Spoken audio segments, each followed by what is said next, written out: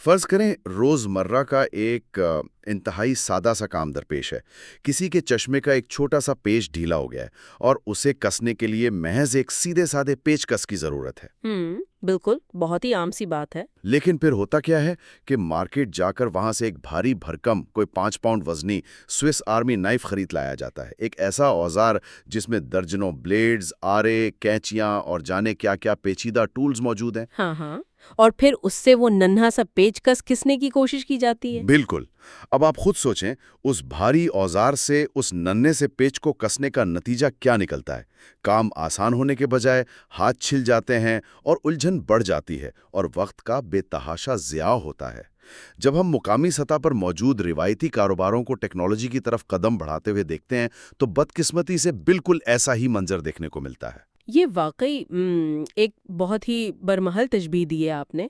Market में दस्तयाब ज्यादातर रिवायती सॉफ्टवेयर्स बिल्कुल इसी स्विस आर्मी नाइफ की तरह ही काम करते हैं। मेरा मतलब है, उनमें ज़रूरत से ज़्यादा चीज़ें होती हैं। हाँ, उनमें इतने ज्यादा और गैर मुताल्लिका फीचर्स ढूंढ दिए जाते हैं कि जिस असल काम के लिए उन्हें खरीदा गया होता है वो मकसद ही उस पेचीदगी के बोझ तले कहीं दबकर रह जाता है। बात तो सच है। खैर, द डीप डाइव के इस नए और दिलचस्प तज्जियाती सफ़र में खुशामदीद। आज हम जिन दस्तावेज़ात, ब्लूप्रिंट्स और रिसर्च नोट्स की तह खुलने जा रहे हैं वो बिज एप्स नामी कस्टम डिजिटल सॉल्यूशंस की तरफ से पेश किए गए एक मॉडल पर मबनी है। और ये बहुत दिलचस्प केस स्टडी है। जी, और आज का हमारा मकसद उनकी तशहीर करना बिल्कुल नहीं है, बल्कि इनके इस मॉडल को एक केस स्टडी के तौर पर सामने रखकर ये खोज लगाना है कि डिजिटल तब्दीली का असल मतलब महज बाजार से कोई भी आम सॉफ्टवेयर खरीद लेना क्यों नहीं है। बिल्कुल सही। हम ये समझने की कोशिश करेंगे कि एक ऐसा निज़ाम अपनाने की मंतिक क्या है जो बिल्कुल उस मखसूस कारोबार के दिमाग की तरह सोचता हो। तो चलें इस बात की तहें खोलते हैं। ये मवाद हर उस शख्स के लिए कितना अहम है जो मालूमात की भरमार से बचकर खालिस्तन काम की बात जानना चाहता है, ये आज हम देखेंगे। और दर हकीकत यही वो बारीक लकीर है जो रिवायती डिजिटलाइजेशन को एक हकीकी और स्मार्ट मैनेजमेंट से अलग करती है।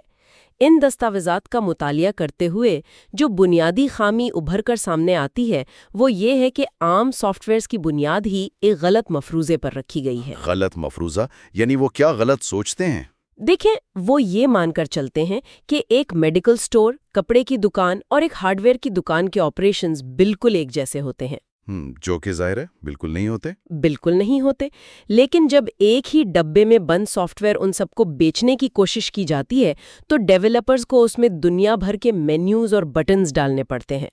तकनीकी जबान में इस कैफियत को ऑपरेशनल फ्रिक्शन कहा जाता है। अच्छा, रुके, मैं इस ऑपरेशनल फ्रिक्शन को थोड़ा अपने अंदाज में समझने की कोशिश करता हूँ। क्या ये कुछ ऐसा नहीं है जैसे इतवार बाजार के शदीद रश में एक जदीद तरीन स्पोर्ट्स कार चलाने की कोशिश की जा रही हो? अरे वाह, ये मिसाल तो बहुत जबरदस्त है ना? यानी गाड़ी में ताकत तो बहुत है, फीचर्स भी कमाल के हैं, लेकिन उस मखसूस माहौल के हिसाब से वो बिल्कुल गैर मौजू है। हर 2 सेकंड बाद ब्रेक लगानी पड़ती है क्योंकि वो उस रश के लिए बनी ही नहीं। बिल्कुल, ये स्पोर्ट्स कार वाली मिसाल सूरत हाल की बिल्कुल दुरुस्त अक्कासी करती है। सॉफ्टवेयर में मौजूद दर्जनों फालतू बटन्स दरअसल वही ब्रेक हैं जो काम की रफ्तार को सुस्त करते हैं। काम को मुश्किल बना देते हैं। हाँ ना, फर्ज करें एक सेल्समैन काउंटर पर खड़ा है, दुकान में ग्राहकों का रश है और उसे महज एक रसीद बनानी है, लेकिन उस आम सॉफ्टवेयर की वजह से उसे 10 मुख्तलिफ स्क्रीन से गुजरना पड़ता है। वो तो पागल हो जाएगा। बिल्कुल, और इस सारी सूरत हाल के पीछे एक और गहरा तसव्वुर कार फरमा है जिसे इन्फॉर्मेशन एसिमेट्री कहते हैं। ये इन्फॉर्मेशन एसिमेट्री क्या चीज़ है? इसका मतलब है मालूमात का अदम तवाज़न। यानी सॉफ्टवेयर बनाने वाले इंजीनियर्स जो एयर कंडीशन दफ्तरों में बैठकर कोडिंग कर रहे हैं और इसे इस्तेमाल करने वाला दुकानदार जो ग्राहकों के पसीने और रश में खड़ा है, उन दोनों की सोच और मालूमात के दरमियान एक बहुत बड़ा खला होता है। बात तो बड़ी गहरी की है आपने, लेकिन उनके ब्लूप्रिंट्स में एक दावा बार बार दोहराया गया है जिस पर मुझे थोड़ा सा शक भी हुआ। अच्छा, कौन सा दावा? उन्होंने कमतरीन लर्निंग कर्व का जिक्र किया है, जिसे वो 5 मिनट लर्निंग कर्व कहते हैं। मेरा मतलब है, क्या ये वाकई मुमकिन है? سن کر تو تھوڑا ناممکن لگتا ہے۔ وہی نا، کیا یہ محض ایک مارکیٹنگ کا نعرہ نہیں ہے؟ ایک ایسا شخص جس نے زندگی بھر صرف رجسٹر اور قلم استعمال کیا ہو، وہ محض 5 منٹ میں ایک ڈیجیٹل سسٹم کیسے سیکھ سکتا ہے؟ یہ تو ہضم نہیں ہو رہی بات۔ سائنس ہے، وہ سمجھنا ضروری ہے۔ میں بتاتی ہوں، یہ 5 منٹ کا دعویٰ اس لیے کیا گیا ہے کیونکہ یہ ایپ روایتی انداز میں کام نہیں کرتی۔ مطلب یہ کچھ جادو کرتی ہے؟ جادو نہیں، بلکہ یہ ماڈل صارف کو نئے طریقے سے کام کرنا نہیں سکھاتا، بلکہ یہ سافٹ ویئر کو صارف کے پرانے اور قدرتی طریقے کے مطابق ڈھال دیتا ہے۔ اچھا، یعنی سسٹم خود کو بدلے گا، دکاندار نہیں؟ بالکل، چونکہ اسے 100% دکان کی ضرورت کے مطابق ٹیلر میڈ لاجک سے بنایا جاتا ہے، اس لیے اسکرین پر کوئی ایسا بٹن ہوتا ہی نہیں جس کی اس دکاندار کو ضرورت نہ ہو۔ اس میں کوئی اشتہارات نہیں ہوتے، کوئی غیر متعلقہ نوٹیفیکیشنز نہیں ہوتے۔ سب فالتو چیزیں غائب۔ ہاں، تو جب آپ یہ ساری الجھنیں ہٹا دیتے ہیں تو سیکھنے کا عمل خود بخود منٹوں تک سمٹ جاتا ہے۔ اگر ہم اس بات کو مان لیں تو اس کا عملی نتیجہ یہ نکلتا ہے کہ جب دکان پر کوئی نیا لڑکا یا ملازم کام کے لیے آتا ہے تو مالک کو اسے ہفتوں تک سسٹم کی ٹریننگ نہیں دینی پڑتی۔ بالکل، اور یہ ایک بہت بڑی بچت ہے وقت کی۔ یہ تو کاروباری حکمت عملی میں ایک بہت بڑا اسٹریٹجک پیوٹ ہے۔ انسانی غلطیوں کا خطرہ بھی کم ہو جاتا ہے۔ لیکن جب روزمرہ کا یہ انٹرفیس اتنا ہموار ہو جائے تو اس کا اصل اثر اس چیز پر پڑنا چاہیے جو کسی بھی دکان کی جان ہوتی ہے۔ انوینٹری؟ بالکل، یعنی اس کا مال یا اسٹاک۔ بالکل درست کہا آپ نے، اور یہیں سے معاملات زیادہ دلچسپی اختیار کرتے ہیں۔ انوینٹری مینجمنٹ کسی بھی دکاندار کے لیے ایک بہت بڑا نفسیاتی بوجھ ہوتا ہے۔ اسی حوالے سے مجھے ان کے نوٹس میں ایک فیچر پڑھ کر خاصی حیرت ہوئی جسے انہوں نے دی میموری سیور کا نام دیا ہے۔ ہاں، دی میموری سیور، یہ بڑا کمال کا فیچر ہے۔ ذرا اس منظر کا تصور کریں، ایک دکاندار کی دکان میں کوئی 4000 مختلف آئٹمز پڑے ہیں۔ اب وہ انسان ہے، کوئی سپر کمپیوٹر تو نہیں۔ عموماً تو دکاندار کو تب پتہ چلتا ہے جب گاہک آ کر کوئی چیز مانگتا ہے، وہ شیلف کی طرف دیکھتا ہے اور وہ چیز وہاں نہیں ہوتی۔ بالکل، وہ چیز ختم ہو چکی ہوتی ہے، پھر وہ گاہک کو معذرت کے ساتھ خالی ہاتھ واپس بھیج دیتا ہے۔ لیکن ان کے ماڈل کے مطابق یہ سسٹم انسان کی اس محدود یادداشت کا متبادل بن جاتا ہے۔ اس عمل کا طریقہ کار بڑا دلچسپ ہے۔ اس ماڈل میں ہر آئٹم کے لیے ایک لو سٹاک تھریش ہولڈ مقرر کر دی جاتی ہے۔ یعنی کم از کم حد؟ جی، کم از کم حد۔ جیسے ہی کوئی مال بکتے بکتے اس مقررہ حد سے نیچے آتا ہے تو ایپ اسے خود بخود ایک آٹو پرچیز لسٹ میں شامل کر دیتی ہے۔ ارے واہ، یہ تو بہت زبردست ہے۔ اس کا براہ راست نتیجہ یہ نکلتا ہے کہ دکاندار کی مسڈ سیلز، یعنی جو گاہک خالی ہاتھ جاتے تھے، وہ 0 ہو جاتی ہیں۔ اسے دماغ پر زور ڈال کے یاد رکھنے کی ضرورت نہیں پڑتی کہ کیا ختم ہو رہا ہے۔ اور جب وہ مارکیٹ مال خریدنے جاتا ہے تو اسے پرچیوں پر لکھ کر لے جانے کی ضرورت نہیں، بس موبائل نکالا اور لسٹ سامنے موجود ہے۔ بالکل، سب کچھ ڈیجیٹل اور خودکار۔ لیکن دیکھیں، ان دستاویزات میں اس سارے عمل کے لیے ایک بہت ہی بھاری بھرکم کارپوریٹ اصطلاح استعمال کی گئی ہے، کیپٹل آپٹیمائزیشن۔ اب ذرا رکیں، یہ بورڈ رومز میں بولی جانے والی ایک بڑی فینسی سی اصطلاح ہے۔ سننے میں کافی تکنیکی لگتی ہے۔ ہاں، وہی نا، ایک مصروف ہارڈ ویئر سٹور کے مالک کے لیے منگل کی دوپہر کے رش میں اس اصطلاح کا عملی مطلب کیا ہو سکتا ہے؟ وہ تو اس لفظ کو سمجھے گا بھی نہیں۔ یہ ایک بہت اچھا سوال ہے۔ اگر ہم اس کارپوریٹ اصطلاح کا پردہ ہٹائیں تو اس کا سیدھا سا مطلب ہے شیلف پر پڑا ہوا کیش۔ شیلف پر کیش مطلب؟ دیکھیں، ایک عام دکاندار صرف اس پیسے کو اپنا سرمایہ سمجھتا ہے جو اس کے کیش کاؤنٹر کے دراز میں پڑا ہوتا ہے۔ اسے یہ اندازہ ہی نہیں ہوتا کہ اس کی دکان کے اوپر والے شیلف پر جو 50 ڈبے پچھلے 6 مہینے سے دھول چاٹ رہے ہیں، وہ بھی تو پیسہ ہی ہے۔ بالکل، وہ دراصل اس کا لاکھوں روپے کا کیش ہے جو وہاں بلاک ہو چکا ہے۔ بز ایپ کا ماڈل جو حل پیش کرتا ہے وہ ہے لائیو انویسٹمنٹ ویلیویشن۔ مطلب جب مال بک رہا ہے تو سسٹم صرف یہ نہیں بتا رہا کہ ڈبے کم ہو گئے ہیں، بلکہ وہ اس کی خریداری کی قیمت کے حساب سے یہ بتا رہا ہے کہ آپ کا کتنا پیسہ اب دکان میں مال کی شکل میں موجود ہے۔ 100% درست. اور اس کا سب سے طاقتور پہلو بیکار سٹاک یا ڈیڈ سٹاک کی فوری نشاندہی ہے. ڈیڈ سٹاک کا تو بہت مسئلہ ہوتا ہے ہر دکان میں. بالکل. اور انسانی نفسیات ہے کہ دکاندار اس مال کو دیکھ کر بھی نظر انداز کرتا رہتا ہے کیونکہ اس نے اس پر پیسہ لگایا ہوتا ہے. وہ سوچتا ہے کہ بک ہی جائے گا. ایک امید سی ہوتی ہے. ہاں، لیکن جب ایک لائیو ڈیش بورڈ اسے بے رحمی سے یہ دکھاتا ہے کہ فلاں مال پچھلے 8 مہینوں سے وہیں پڑا ہے اور آپ کے سرمائے کو روکے ہوئے ہے، تو وہ فوری فیصلے کرنے پر مجبور ہو جاتا ہے. یعنی وہ اس مال کو کسی طرح نکالنے کا سوچے گا. بالکل. وہ اس مال کو ڈسکاؤنٹ پر نکال سکتا ہے اور اس پیسے کو کسی ایسی چیز میں لگا سکتا ہے جو تیزی سے بکتی ہو. اب سمجھ آیا. یعنی یہ مائنڈ سیٹ کی مکمل تبدیلی ہے. میرے پاس 50 ڈبے صابن کے پڑے ہیں سے نکل کر سوچ یہ ہو جاتی ہے کہ میرے 50,000 روپے اس اوپر والے شیلف پر قید ہیں. بالکل. جب آپ کو اپنا پیسہ پھنسا ہوا نظر آتا ہے تو آپ فوراً ایکشن لیتے ہیں. جب کیپٹل اس طرح آزاد ہوتا ہے تو دکان کی سانس بحال ہو جاتی ہے. لیکن چلیں فرض کریں کہ بیکار سٹاک کو نکال دیا گیا اور صحیح مال دکان میں بھر لیا گیا. اگلا قدم کیا ہوگا؟ اب سوال یہ ہے کہ جب گاہک اس مال کو خریدنے آتا ہے تو اسے ڈیل کیسے کیا جائے گا، کیونکہ صحیح مال کا ہونا تب تک بے فائدہ ہے جب تک کاؤنٹر پر گاہک کو تیزی سے فارغ نہ کیا جا سکے. جی، گاہک کا انتظار کرنا کسی کو پسند نہیں. یہاں مجھے ان کے بلو پرنٹس کا زیرو ٹائپنگ فیچر یاد آ رہا ہے. یہ کیا چیز ہے؟ جی، کسٹمر ریلیشن شپ مینجمنٹ یعنی CRM کے حوالے سے یہ ان کا ایک بنیادی جز ہے. عام طور پر جب کوئی پرانا گاہک ادھار یا کھاتے کا حساب کرنے آتا ہے تو دکاندار یا تو پرانے موٹے رجسٹر کے صفحے پلٹتا ہے یا پھر کمپیوٹر میں نام کی سپیلنگ ٹائپ کر کے اسے ڈھونڈتا ہے، جس میں بڑی دیر لگتی ہے. بالکل. اور اگر پیچھے 4 اور گاہک کھڑے ہوں تو وہ کتنا جھنجھلاتے ہیں. ہاں، رش میں تو ہر سیکنڈ بھاری گزرتا ہے. لیکن اس زیرو ٹائپنگ ٹیکنالوجی کے تحت سیلز مین صرف گاہک کا موبائل نمبر لکھتا ہے اور انٹر دباتے ہی کسٹمر کا نام، اس کی پچھلی خریداری کی ہسٹری اور اس کا پرانا لیجر سب کچھ 1 سیکنڈ میں اسکرین پر آ جاتا ہے. ارے واہ، یہ تو بہت ہی تیز ہے. اس سے تو گاہک کو بھی یہ احساس ہوتا ہوگا کہ آپ اسے یاد رکھتے ہیں. بالکل.